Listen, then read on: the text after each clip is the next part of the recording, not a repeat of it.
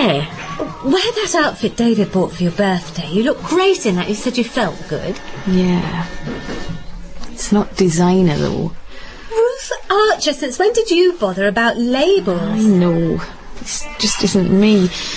And that's partly what I hate about all this, Usha. I mean, it's crazy. It's as though Sophie's making me compete for me own husband's attention on her terms. No one can make you do anything. That's not how it feels.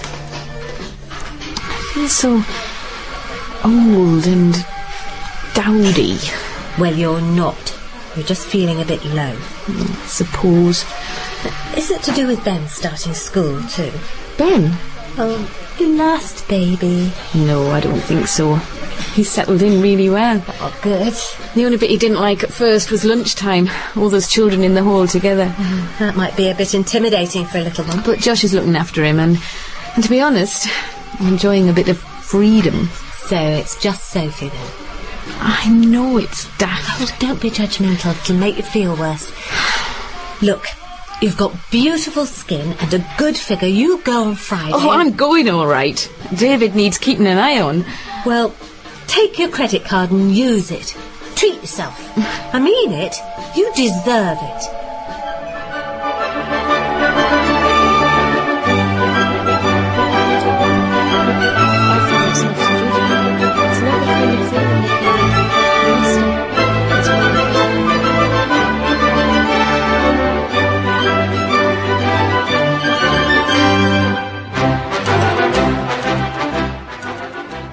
And now it's time for our afternoon play, which uses both fictional and real voices to tell an unusual story about a family confronting an emotional crisis.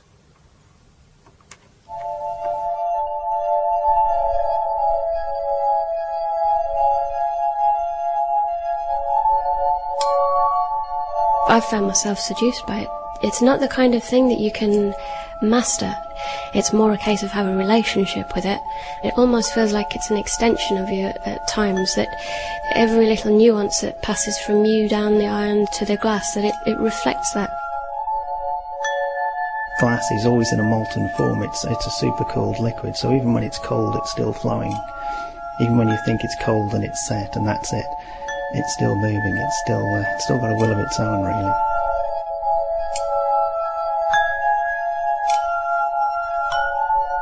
Bones are in fact quite fragile in the first place. Glass is a way of describing them as being extremely fragile. You have something made of glass, and you have to protect it. You have to keep protecting it. The Glass Man, a drama documentary by Martin Sorrell, with contributions from writer Andrew Solomon and glassmakers Patricia and Mark Tranter.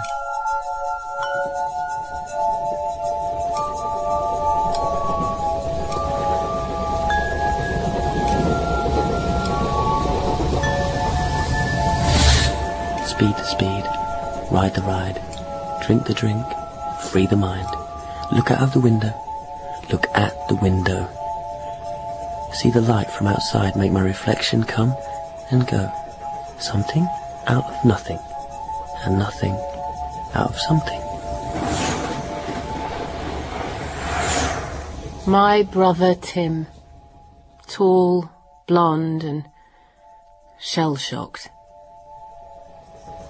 21 people in this carriage, not counting me.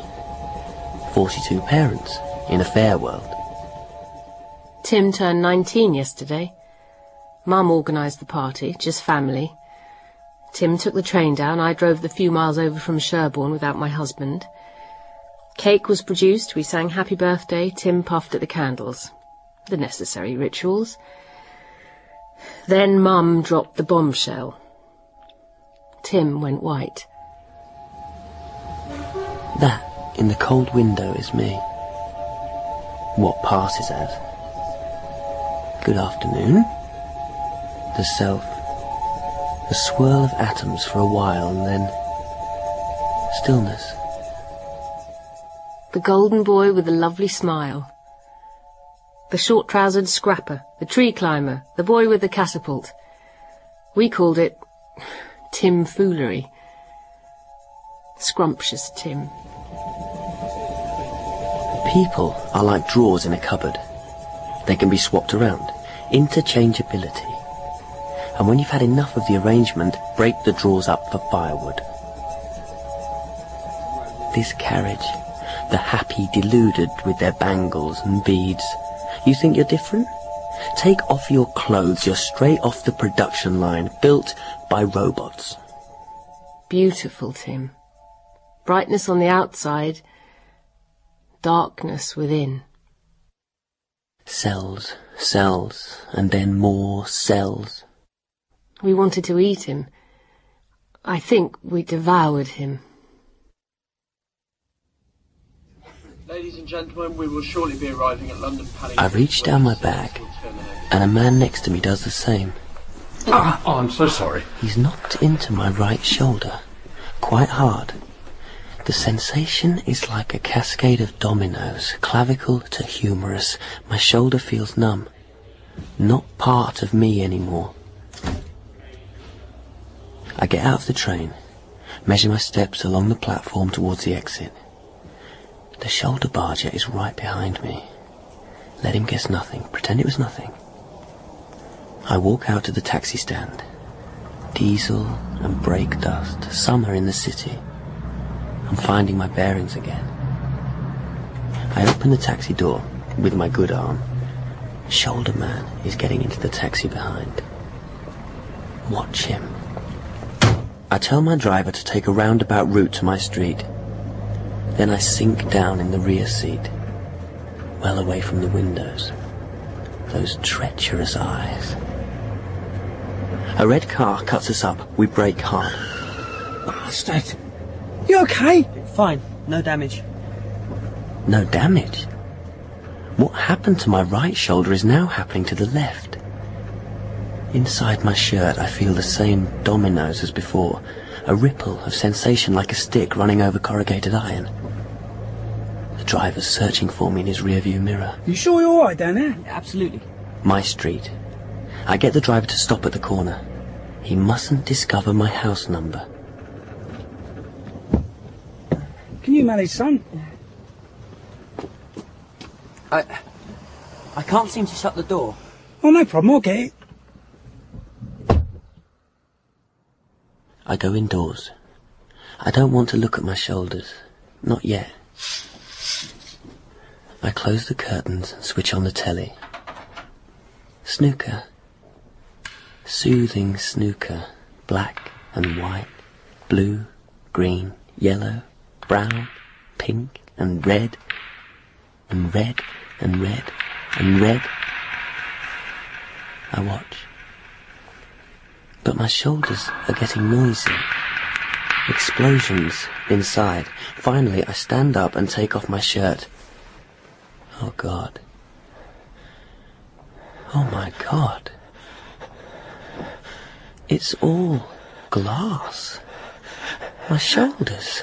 They're glass. My shoulders have turned into glass. Help me. Somebody, please, help me. I can't breathe.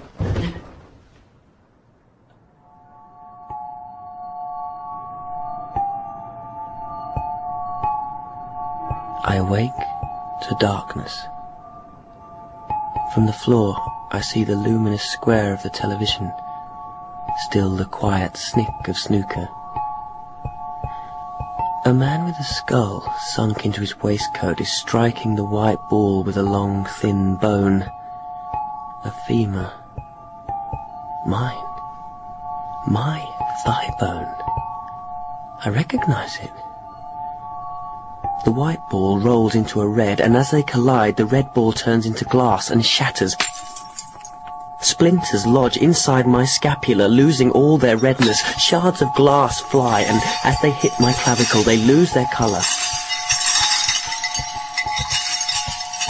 One by one, all the reds turn into glass and smash. They plough into me and drain out the warmth, the life, the colour.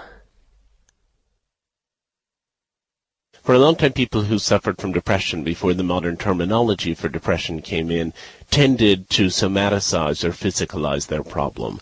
And so you often got people who described a variety of physical symptoms. And starting really in the 15th century, but becoming especially strong as we got toward the 17th century, there was a frequent illusion people had that their bodies were made out of glass. So that we have in Burton's classical description of melancholy, he's describing some people who believe that they are made all of glasses and therefore will suffer no man to come near them. And then he talks of others who believe that they are made of cork or that they are as light as feathers and so on and so forth. And it became so broad and it became such a popular idea that the idea of the glass delusion, it became a diagnosis. It seems to me that it's really a manifestation of one's sense of internal fragility, which is such a fundamental part of depression, and that was just the way a particular society literalized it. It's compelling. It's very dramatic. It's a relationship. You have an idea what you'd like to make, and with all the best will in the world, it feels like there's an element that's beyond your control. You have to be in harmony with it, I think, and have empathy with it. It has a sense of its own movement. It flows. You have to be with it the whole time, and you start to know it. It is like having a relationship with it, because you start to know it. You see the colour changing, and you can feel it stiffening up, and you just know it. You know it. It's like an extension of yourself. It's a real joy when it's at its best. It's an absolute joy to be able to sort of manipulate something. That's why you're operating totally in the now, really. That's where a sculptor can sort of manipulate a piece of stone and step back and make an aesthetic judgment. We're sort of working at speed normally, so those calculations are done quite rapidly, and you're having to be in harmony with the glass, but then trying to adopt a method that is contrary to sort of making those decisions, if you like. So you're constantly moving around the room, constantly having to reheat the glass, and it's constantly being turned. So all these elements are sort of conspiring to sort of work against you, if you like. It's just not easy to sort of communicate what you want to do, but compelling, just totally compelling to try to master a technique to then sort of achieve what you want to achieve, really.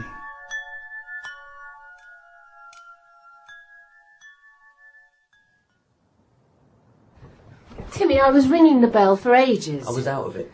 You look it. Are you okay? Yeah. Didn't we agree I'd contact you? Oh, well, I know what that means. Oh, Timmy, I'm so sorry about Saturday. Yeah. I mean, what a shock. Here, hug. Please, it's only a hug. So am I hurting your shoulder or something? No. Do you want to discuss it? What is there to discuss? Oh, don't, Timmy. Don't retreat into your shell. Not again. Did Mum say anything after I left? She disappeared into her room. And the man I mistook for my dad? Not a word. Fine by me. It makes no difference. Timmy. I wasn't good enough then, I'm not good enough now. Don't say that. A spillage of sperm where it wasn't required, and whoops, an inconvenience called Tim Collier. You mustn't think like that. The bastards who begat me did. Why else would they give their baby away?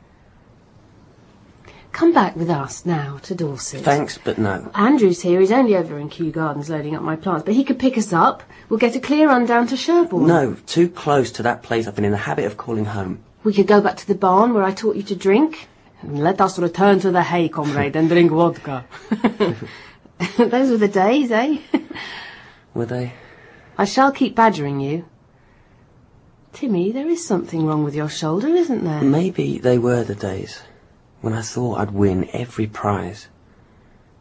But I've lost, Rach. You haven't. Oh, yes. I've lost. I'm sorry I can't come to the phone right now. Please leave a message after the beep. Yeah, Mum, it's Rachel. I've just left Tim. It's not good. Well, I won't say any more now. I'll come over to you tomorrow. Is that okay? Okay, bye. I might leave it for a while, Mum. It's too soon for him. Did he say nothing about seeing your father and me? No. Can you blame him, the way you did it? Was there a better way? Oh, come on. By the way, have I ever mentioned that I'm not your mother and that person over there is not your father? No? How forgetful. Well, the real mother and father took one look at you and bolted. But hey, life goes on. Have some more cake. It wasn't like that. Yes, it damn well was. What effect did you think you'd have? I hope you're never in that situation. That's all I can say. So do I. You went on and on about having a brother. You're not going to blame me now. I was 8 years old, for heaven's sake. Of course I'm not blaming you. What I did and said on Saturday I thought long and hard about. I chose the moment extremely carefully, even if you don't think so. You thought long and hard. You chose your moment. Where was Dad? I'll leave your father out of this. Who are you to judge him? You've been getting on with your life and your marriage for the past 5 years, and that's wonderful and good for you. But don't come here and tell me how I should have done it.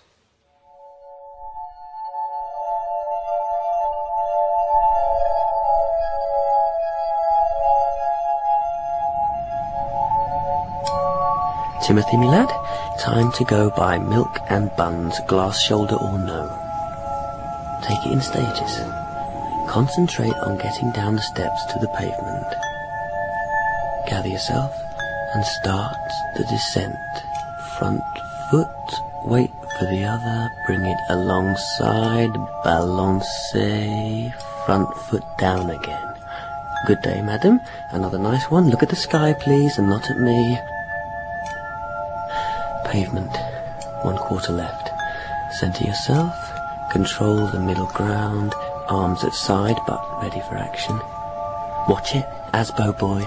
Come any closer. These arms were made for smashing. Be frightened. Touch me and you'll... You little sod.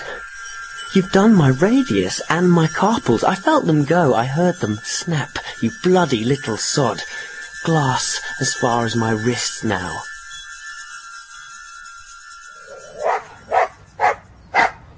Get it away from me. Here, boy. Get it off me. He only wants to lick you, don't you, boy? Nothing licks me. Everything all right? It licks. I kick. Come here, Sancho. Keep it away from my arm. Sit. Tie it to a post. I'm feeling dizzy. Oh, dear. My cochlea seems to have gone. What? Through to the inner ear now. I have to go back indoors. I'm getting cold. Cold? Careful how you go. You know, depression is a very bewildering and confusing condition. You suddenly begin having emotional and physical sensations which you had never imagined, the cause of which is not really apparent, and you tend to use the physical as a metaphoric way of describing what's going on. When you're very depressed, a lot of what you experience is a sense of fragility in which you feel that the most ordinary daily activities somehow become incredibly vulnerable. You know, when I was depressed, I remember having that feeling of the most terrifying, enormous vulnerability. And I remember feeling as though getting up and taking a shower and getting dressed was simply beyond me. And I knew that was stupid. I knew that billions of people in the world do that on a daily basis without having the slightest problem with it. And yet it just seemed so overwhelming and so inconceivable. And I felt so weighted down by it. And I kept trying to come up with explanations, and I kept trying to come up with ways that made sense of it. In terms of the vulnerability, I just remember having this sort of sense of but if I do this, I'll die. And I think that's the feeling you would have if you thought your bones were made of glass, or if you thought, you know, as the Dutch writer Caspar Barlaeus did, that he was made of glass and had to be kept constantly packed in straw. You need something protective. And also, when you're depressed, one of the things that's absolutely characteristic of depression, and was certainly characteristic of mine, is the feeling that you need to be in bed all the time, that bed is the one place that feels safe. And there are evolutionary explanations for that, and ideas that somehow bed for most animals is associated with a place where predators didn't tend to get in, and I don't know how valid any of those explanations are, but I do know that what you feel you want is to be surrounded by things that are soft and that are pillow-like or that are mattress-like, because you just feel that the physical contact with anything in the world, that you just are too fragile to tolerate it. You basically take a pot full of sand and a few other additives, get it very, very hot and melt it into a liquid form. Take a hollow tube, preheat the tube, put it into the liquid glass, turn it a few times so the glass sticks to the end of the hollow tube, remove it.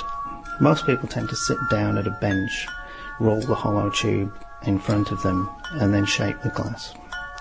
And then by just lung power you actually blow down the tube, inflate the piece to make it hollow, and then by sort of means of very basic and simple tools sort of manipulate the glass into whatever shape you want.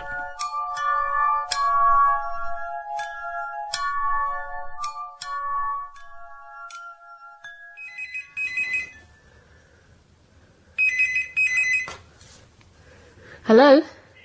It's me. Yes. How are you, Mum? Not wonderful. I've had a dreadful night. Yesterday wasn't good. To put it mildly. I'm worried sick. I can't tell you. Could I come over? Look, I don't think it's a good idea. For one thing, I'm trying to get Tim down for a few days. Oh. So, you see... Yes. I understand. Well, I'll let you decide when. That would be best. Don't leave it too long, Rachel. For all our sakes. No.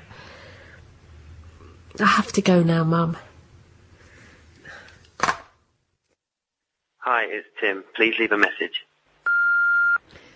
Timmy, forget what you're doing. Come and stay. Don't worry about Andrew. He actually does like you. Say yes, otherwise I'll come and abduct you.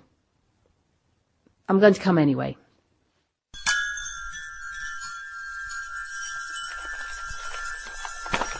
Good old-fashioned newspaper. The cheapest papers print the warmest. Tailor these tabloids into long johns and vest.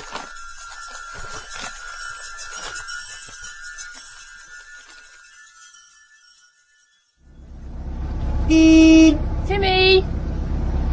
Rachel, keep your voice down. What on earth are you wearing? Just open the door. What, no luggage? What for? Take some clothes off, you'll die. No, I won't. Just drive. You haven't stuffed newspaper under there as well? Oh, goodness sake. At the time that this delusion was most popular, glass was something very rare and very precious, and the glass itself tended to have more flaws in it and therefore to be even more breakable than contemporary glass is. People took it very seriously and they were very literal about it. There were people who insisted on being packed in straw, for example. Charles VI of France, who is sometimes called Charles the Foolish for reasons that will become clear, believed that he was made of glass and he had iron ribs sewn into his clothing so that he wouldn't break if he fell. There were lots of people who would refuse to sort of get up or go anywhere. In the Netherlands, for some reason, there were a lot of people who came up with the idea that they had glass buttocks and they refused to sit down. So much of it is instinctive. You know, I might be out walking the dog in the morning, you see a most fantastic leaf, or in the evening, the sunset, and somehow I imagine that I keep these colours in my mind, and then when you're working, you want to capture what you've seen and be able to show it. And it's another facet of why it's so compelling to put into the glass what you feel inside, the colours that you see. It's like when you find the perfect curve, it's the same with colour. You look for perhaps the colour that will encapsulate that morning walk or the nighttime sky you saw, and we mix the colours and blend them, and you keep searching for the colour that you see in your head. I think in my mind's eye I always envisage just the fantastic lustre or shine or refractive quality from a thick piece of glass. I mean, to me that is what it's all about, really. Put it in the right surroundings, in sunlight for instance, and it's something absolutely fantastic. In its natural form, it's just intrinsically beautiful.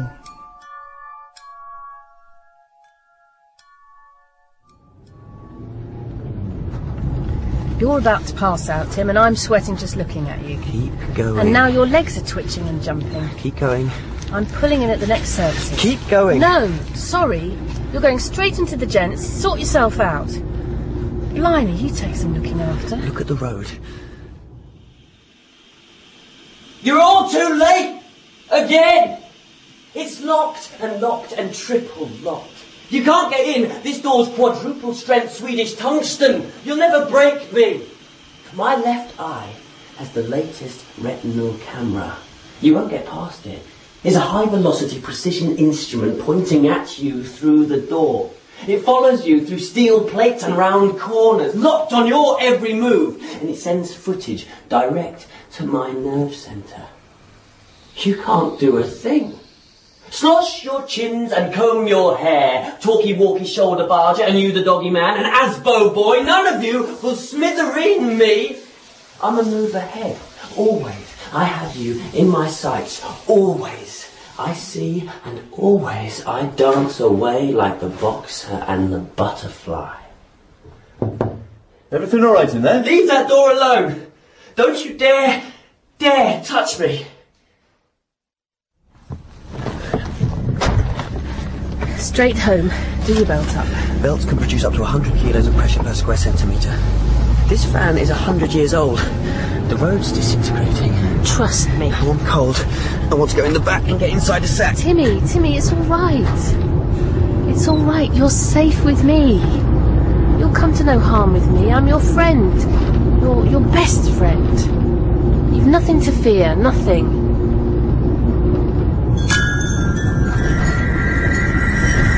Through the noise, in front, behind, above, below, noise, layers and layers of 100-mile-an-hour noise. Noise is bleeding from my cochlea, round, roar, screen smash, blue sirens, crystal pylons, yelling sky, tumble down aeroplane, laughing lunatic with burst eyes, pursuers, glass cranes, snake lorries with hissing teeth, drivers in their towers, birds dive bombing glass oceans. To your tunnels, go, sink beneath the ground, bits of glass are falling all around. Turn the switches off, fill my ears with earth, end the sound, stop the crystal act. Make it warm, make it warm. I'm so cold.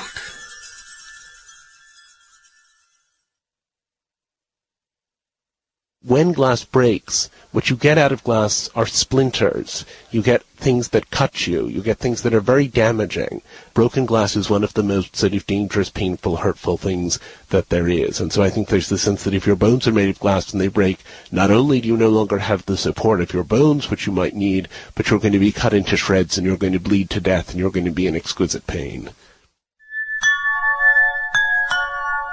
I much prefer hot glass to cold. I wouldn't be, for example, interested in stained glass, because in that form I find it quite impersonal. But in terms of hot glass, it seems like quite a fantastic idea, really.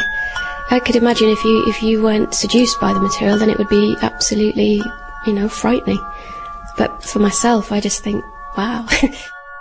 To be part of the material that I love and I'm fascinated by, it doesn't seem that alien, because in a way, being a glassmaker now, I sometimes feel that I have been seduced by the material, and that it's not alien and it's not frightening, and it's when you go into a studio, when you hear it, you're walking along before you even get inside, you hear it, your heart quickens and it feels like you're going home, and the thought of being it isn't frightening to me.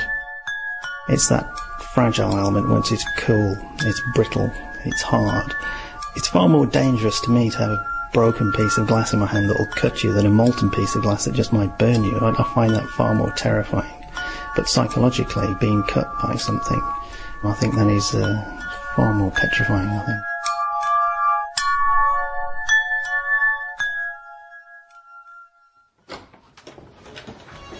Hi there, Tim. He's not feeling at all good, Andrew. Right, I see. Timmy, what would you like to do? Shower? Food? I expect you're both starving. I'm doing a ragout. A bath. I'll have a bath. Hot. Well, you can borrow some of Andrew's clothes for tonight. Of course.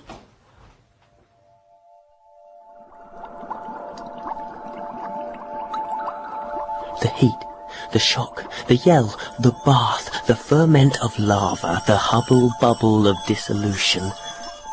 Through the superheating steam, my left eye starts transmitting its documentary to the nerve centre. All of me is glass. My body is an architecture of glass, a great boiling human crystal.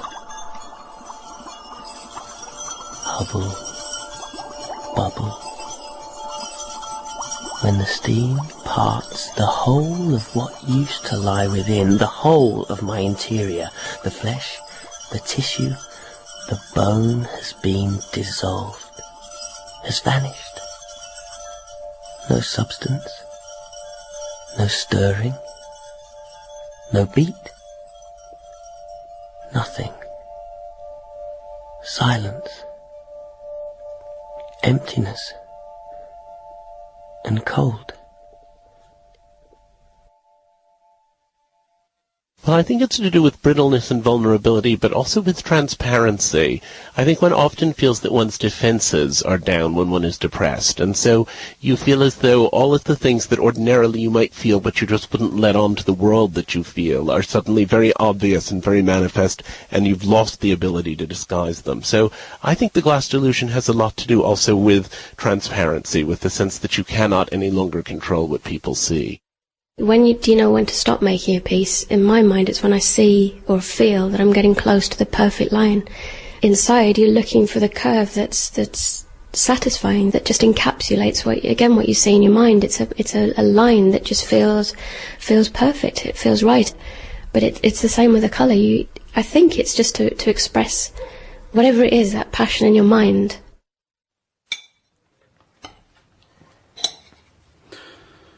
Okay, Tim, if you want to pass me a plate. Very little, please. You've got to eat, Tim. And you mustn't offend the cook. Do I offend? Well, taste the meat at least. Meat causes madness. Never, never, never meat. Can I have some red white wine? What? All right then, can I have some white red wine? Tim, be careful.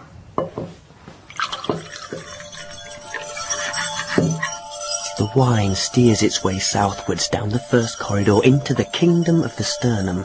Then it fans out on a horizontal plane east and west and spreads where the ribs and spine once were, washing against my glass walls. Hello? Yeah, could I have a quick word with Dr. Drummond? It's Rachel Shepherd. Thanks. Oh, Alison? Yes, I'm so sorry to bother you at this late hour, but could I bring my brother in to see you tomorrow? It's urgent. Oh. Rach?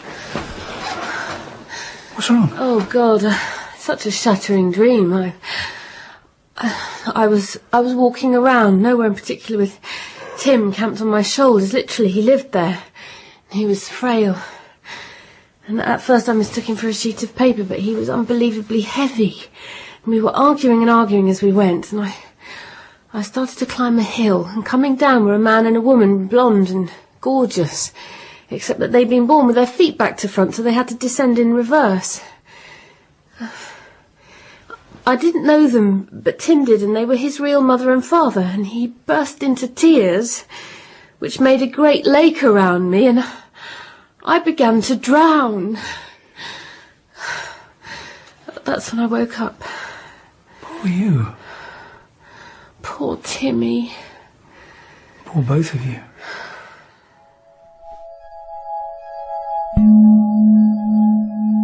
Sleep, world, if you want. My owls are wide-eyed. I shall never sleep again. Timothy Collier is no more. He who was has twigged. He's got it. His mind is clear glass. His name is pure glass. The bath last night. The water wasn't it. It was the nakedness. Naked. I'm invisible. Invisible. I'm in charge. When I'm unseen, I'm real, authentic. With my clothes back on, I'm Timothy Collier, the imposter, the interloper, a collection of worthless cells. The real me glares like a magnifying glass. I burn. Throw open the long windows. Glass is coming out through glass.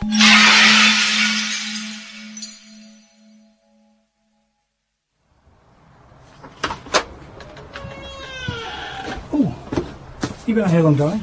I couldn't sleep. It's going to be another fabulous day. Shame to waste it then. Have you made any plans with Tim? I haven't thought beyond the doctor. Hey, we could all go to the coast. Well, let's see what the doctor says. Action therapy. That's what he needs. Andrew, it's not some game he's playing. He needs a shock to the system. As if he hasn't had one already. He needs to do something physical. Get out of that mad head of his. Oh, what do you recommend? Boot camp? Oh, no, that's not what I mean.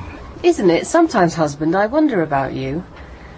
Oh, this wretched business. We mustn't allow it to threaten us as well. No, darling.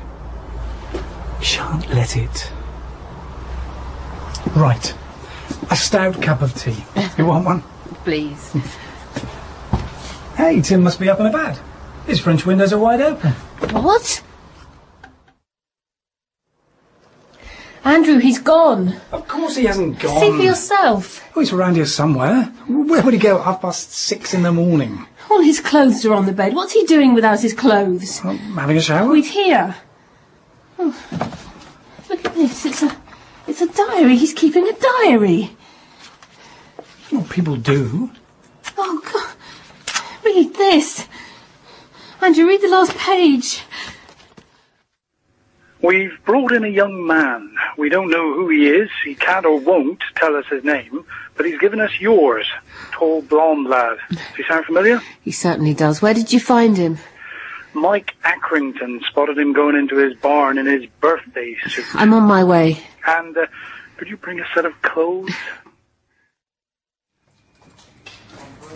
Timmy, what's happened? Get me a box of straw. I've brought you your clothes. I want a box of straw. I want to be laid down in straw. The best wine travels in straw. He's been like this for the last half hour. Where's your man, Rachel? It doesn't matter. Get me a box of straw and then vanish, both of you. There are men on the move. What do you mean, men on the move? They're trying to track me down. One's a shoulder barger on trains, one's an asbo, one goes up and down the street with a dog. The other two were washing themselves yesterday. No, listen to me now, Tim. You and your husband must have new names. What we're going to do Hetty is... and Jefferson. Stop it and listen to me. Disappear. They can't find me. I remove this. Tim. No one sees me. There. Put the blanket back on. Do not touch me, whistle man. If you do, I'll break and you will bleed away. Put these clothes on. Hetty, that man has chains.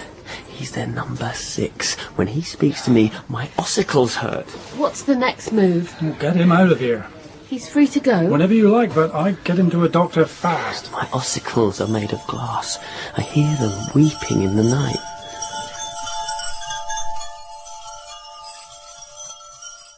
Hi, this is Rachel. Leave a message and I'll get back to you. Rachel, are you there? Oh, please answer if you can. Have you switched the thing off? Am I allowed to know what's going on? Yeah, hi, Mum. Got your message. We're at Joe Foster's shop. Tim needed the loo. We're on our way to my doctor. I must go, Mum. Talk soon. We should. Bye. A bun to pick the raisins from. A bottle to draw warm liquid from. A barn full of hay to call my home. Bloody hell, Joe. How did you not notice? I can't be in 2 places at once, Rachel. I was serving a customer. Well, what did he take? A half bottle of vodka, a Danish pastry, and it seems my glass of apple juice has gone. Which way would he go from here? Well, most likely round the back, down the lane into the woods. Well, cheers, Joe. Thanks for everything. Well, thank you, too. Oh, I don't believe today. Well, didn't you realise he bolted? Don't lecture me, Andrew. Okay, Rachel, okay. Just calm down. He's out there somewhere with no clothes on, talking to the sky. About bloody glass. It's terrifying. Kick Tom and collect me from home and we'll get searching. No, I'm going to go straight to Mum, seeing as I'm so near. It's time to tell her what's what. Can you call the police and alert Dr. Drummond? I don't know what to say. If only I'd known. And that's only the half of it, Mum. Anyway, now isn't the time. He must be found. I'm not sure I can go out. I'm in no fit state. Well, think where he might want to go, then. Train station. The coach station. Well, he'll be wanting a place of security. Warm, safe. What about his old school chums? The barn. I bet it's the barn. He was going on about straw. What barn? Our barn, in Cuthman's Field, where we used to go with our booze. Oh, don't pull that face, Mum. We survived. Before Stalingrad, here was Rachel's vodka. Here again is vodka and straw. Mr. Shopman, I stealed your vodka to warm my glass. Find me if you can, Mr. Shoulder Barger, Mr. Hound Dog, Mr. Special Agent Whistle. I drink your health, your wealth, your stealth. I drink the fire of life in your apple glass. Ah, thank you very much. On to victory! Blood?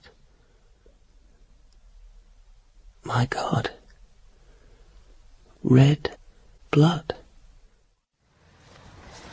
I've not been this way in years. We were always here. Huh? I'm sure he's here. Darling, can we stop a moment? If you like. Actually, I think I should turn back. I'm not sure this is the right thing after all you've told me. You go on alone. I'll be at home. Mum. Mum, can I ask you something? Have we loved Timmy? What a question. You loved him? Yes. We all have. Your dad included. And we do now. No, I think we adored him, but we didn't love him. We devoured him with our adoration. Is that what you think? We adored him and we loved him. Now, there's a big difference between love and adoration. I do know the difference. I know what love is. I loved him from the start and I love him now. It was a decision taken freely and happily, without an agenda. No ifs or buts.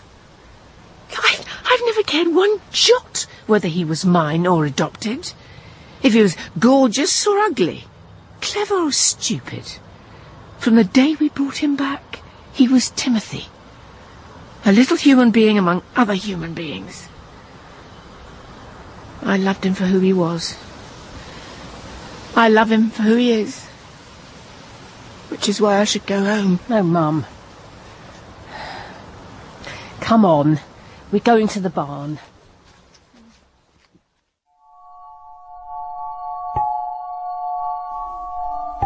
Warm blood.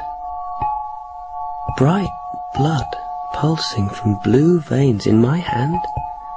My glass hand.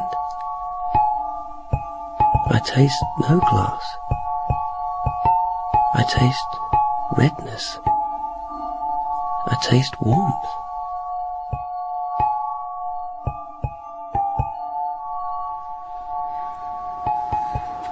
Yes, he's in there. I saw some movement. It's him. You go. No, Yes. Mum. No. It should be you. No, it should be you. It will be you. Oh, come here, silly. This is for luck. Okay, now. Timmy, darling. There's someone to see you.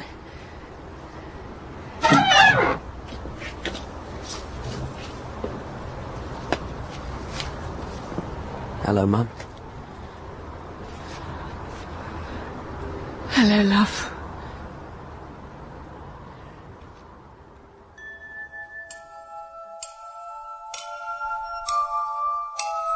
The Glass Man was written by Martin Sorrell and included interviews with writer Andrew Solomon and glassmakers Patricia and Mark Tranter from Hourglass in Devon. Tim was played by Carl Prekopp, Rachel by Saskia Reeves, and the mother by Barbara Flynn.